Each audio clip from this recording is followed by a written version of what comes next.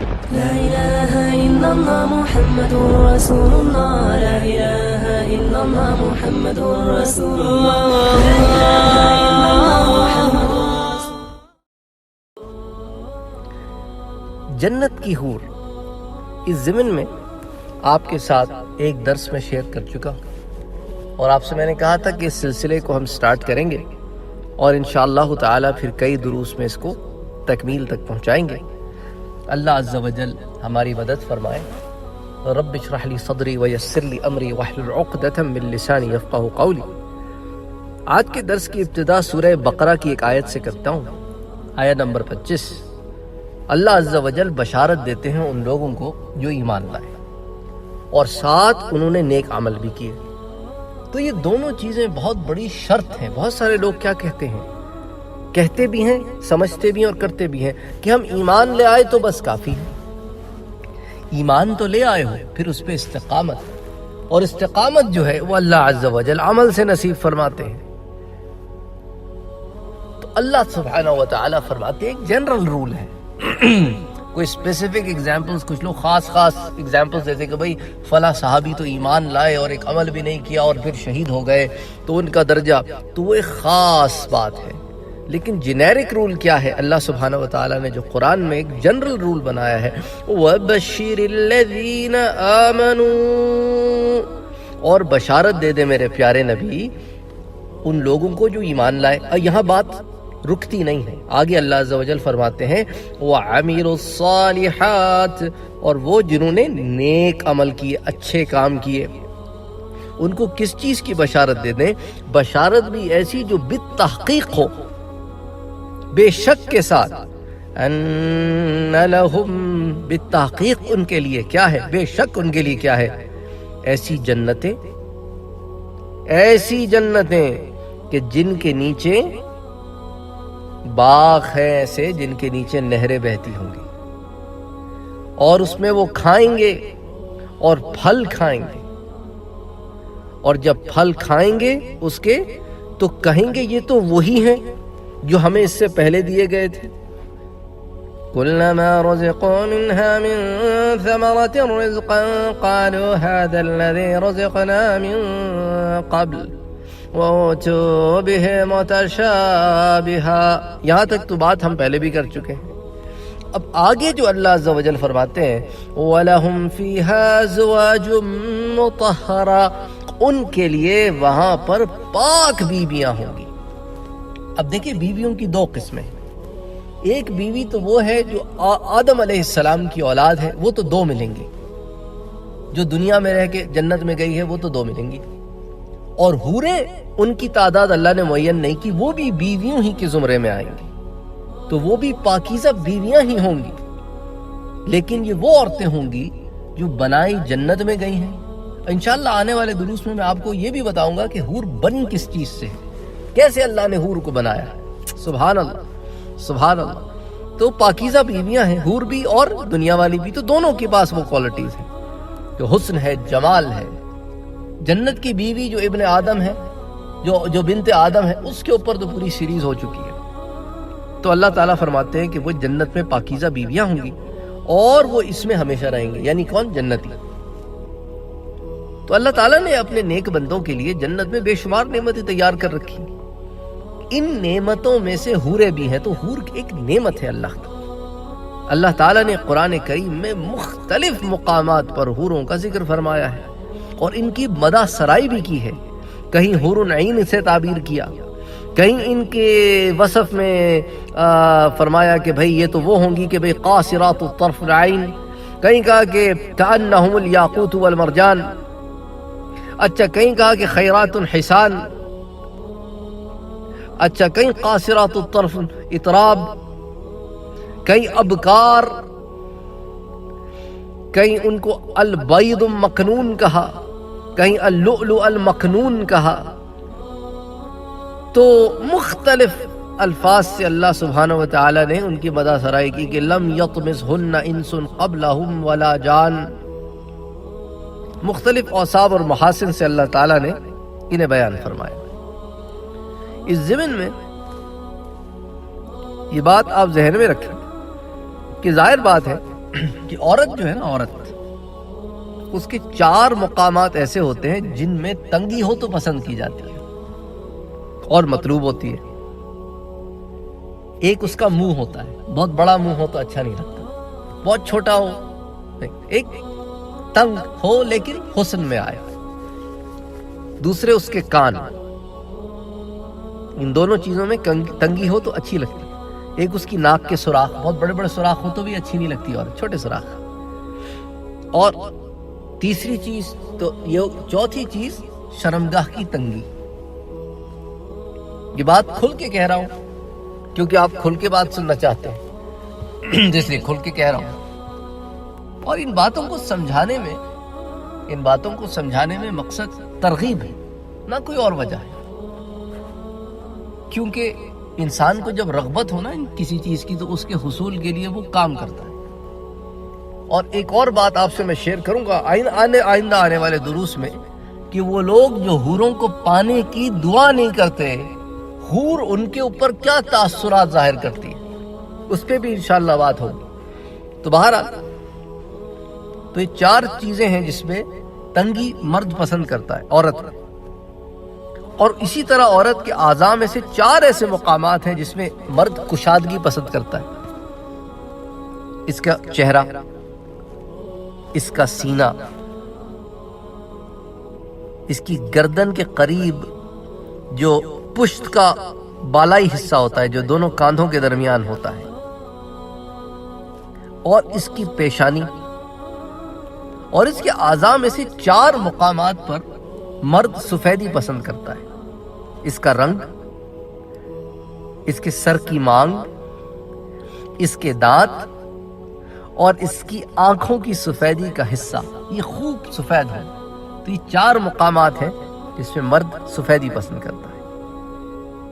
اسی طرح عورت کے بدن میں 4 مقامات ایسے ہیں جس پر مرد سیاہی پسند کرتا ہے، اچھی معلوم ہوتی ہے اس کو۔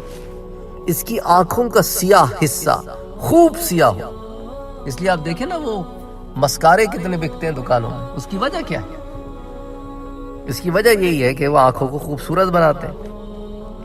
وہ آنکھوں کی جو رنگ بکتے ہیں، دور سے دیکھ کے کلر پینسل لگتی ہے، لیکن وہ آنکھوں پہ لگاتی ہیں عورتیں، اللہ عالم کیسے لگاتی ہیں، لیکن وہ لگاتی ہیں۔ اسی طرح وہ آئی بروز، یہ جو بھویں ہوتی ہیں نا، ابرو، اس کا بھی گھنا کالا ہونا، اس کے لیے بھی وہ چیزیں ملتی ہیں عورتوں کی، وہ لگاتی ہیں۔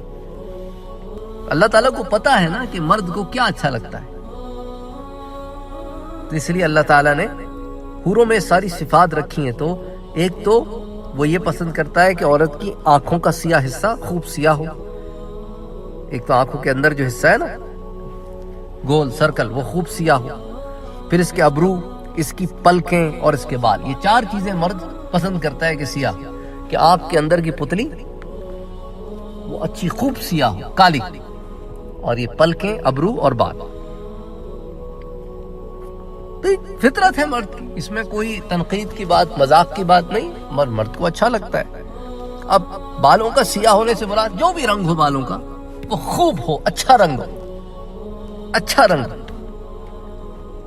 اچھا، اسی طرح عورت کے بدن میں 4 مقامات ایسے ہیں جس پر مرد باریکی چاہتا ہے۔ اور یہ تمام خصوصیات میں آپ کو کیوں بتا رہا ہوں؟ کیونکہ اللہ تعالیٰ نے یہ تمام خصوصیات حوروں میں رکھی ہیں، اس لیے تفصیل سے بتا رہا ہوں، اور کوئی مقصد نہیں ہے۔ اس کو کوئی اور رنگ نہ دیں آپ خدا کے لیے، یہ بڑا مسئلہ ہوتا ہے۔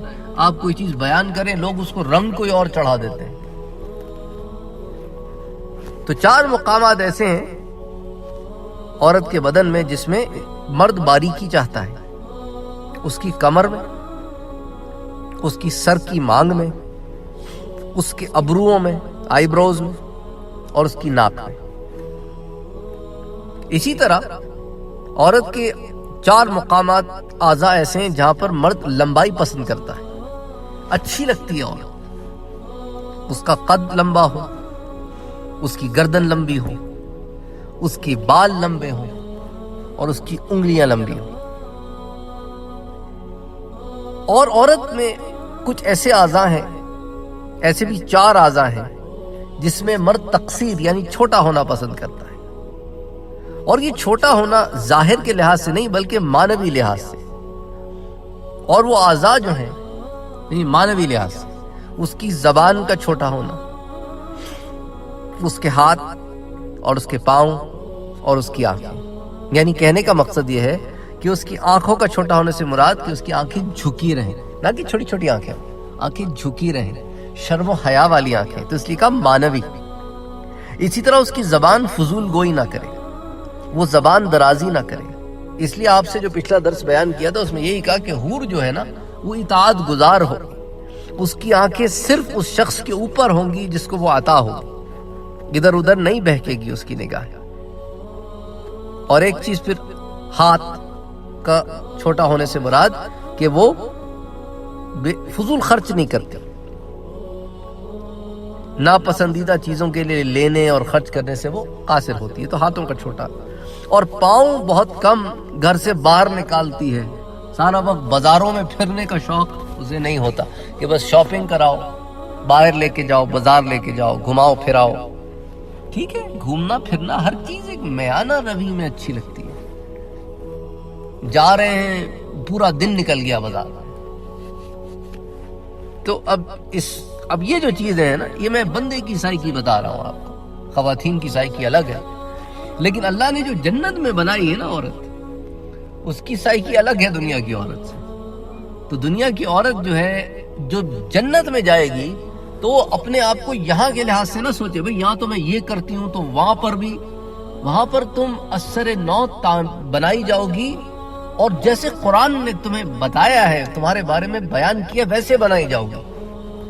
تو تمہاری وہ تمام چیزیں تمہارے اندر سے اللہ تعالیٰ نکال کے تمہیں حسن و جمال کے اعلیٰ پیکر پہ بٹھا کے کھڑا کر دیں گے، اور تم تو افضل ہوگی حور سے، خوبصورت ہوگی حور سے، زیادہ بہتر ہوگی حور سے.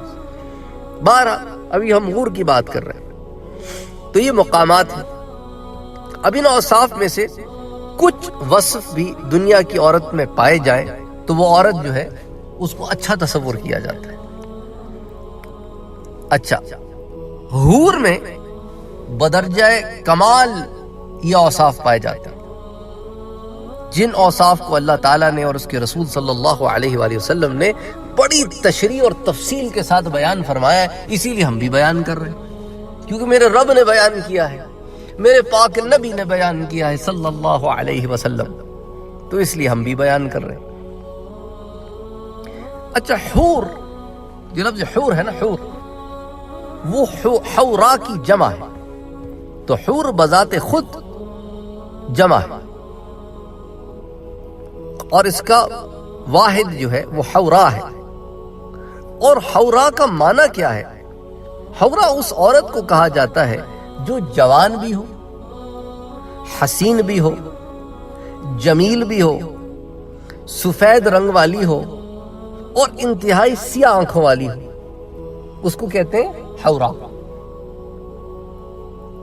ٹھیک ہے، زید بن اسلم کہتے ہیں کہ حورا اس عورت کو کہا جاتا ہے چمکیلے چہرے کی وجہ سے کہ جس کے چہرے پر نظر نہ جم سکے اور متحیر ہو جائے، کہ بس بندہ جو ہے نا آگ بھر کے نہ دیکھ سکے، اتنا حسن ہے، اتنا حسن ہے. اللہ اکبر. حضرت مجاہد رحمت اللہ علیہ کہتے ہیں، جو مشہور تابعی ہیں، حضرت عبداللہ ابن عباس کے شاگرد ہیں، وہ کہتے ہیں کہ حورا اس عورت کو کہتے ہیں جس کی نرم جلد اور رنگت کی صفائی کی وجہ سے نظر تحیر میں آ جائے. حضرت حسن بصری کہتے ہیں کہ حورا اس عورت کو کہتے ہیں جس کی آنکھوں کا سفید حصہ انتہائی سفید اور سیاہ حصہ انتہائی سیاہ ہو. حضرت مجاہد کہتے ہیں رحمت اللہ علیہ کہ حور العین وہ ہیں کہ جن کو دیکھ کر نظر حیران ہوگی، اور ان کے کپڑوں کے اندر سے بھی ان کی پنڈلی کا گودا نظر آ رہا ہوگا. ان کی نرم جلد اور صاف ستھری رنگت کی وجہ سے ان کی جانب دیکھنے والا اپنا چہرہ ان کے جگر میں دیکھے گا جیسا کہ آئینے میں دیکھتا ہے. سبحان اللہ، سبحان اللہ، سبحان اللہ. اب حور العین کا ذکر ہوا، اب یہ عین ہے. عین کیا ہے؟ عین یہ جمع ہے، حور العین جمع ہے، اس کا واحد عینا ہے. عینا، عین یا نون الف حمزہ عینا. اب عینا ان عورتوں کو کہا جاتا ہے جن کی آنکھوں میں حسن اور خوبصورتی کی صفات جمع. تو عین کہتے ہیں نا عربی زبان میں آنکھوں کو، عین آنکھ، اعین الناس اعین. تو اب عین جو حور عین والا ہے وہ خود جمع ہے اور عینا جو ہے اس کا واحد ہے. حضرت مقاتل کہتے ہیں کہ عین خوبصورت آنکھوں والی عورت کو کہتے ہیں. علامہ ابن قیم فرماتے ہیں کہ عرب کے لوگ عین حوراء اس آنکھ کو کہتے ہیں جس میں سفیدی انتہائی سفید ہو اور سیاہی انتہائی سیاہ ہو. تو اللہ تعالیٰ نے حوروں کی تو بہت تعریف کی ہے قرآن میں. کہیں قاصرات الطرف کہا، کہیں اطراب کہا، کہیں حور عین کہا. پھر انشاءاللہ تعالیٰ پھر ایک ایک بات پہ پھر بات ہوگی. آج کے درس ہم یہیں روکتے ہیں، پھر اگلی دفعہ انشاءاللہ تعالیٰ پھر قاصرات الطرف اور اطراب اور عرب اور کواعب اور خیرات الحسان ان کے اوپر انشاءاللہ بات کریں گے کہ ان کا کیا مطلب ہوتا ہے. وما علینا الا البلاغ.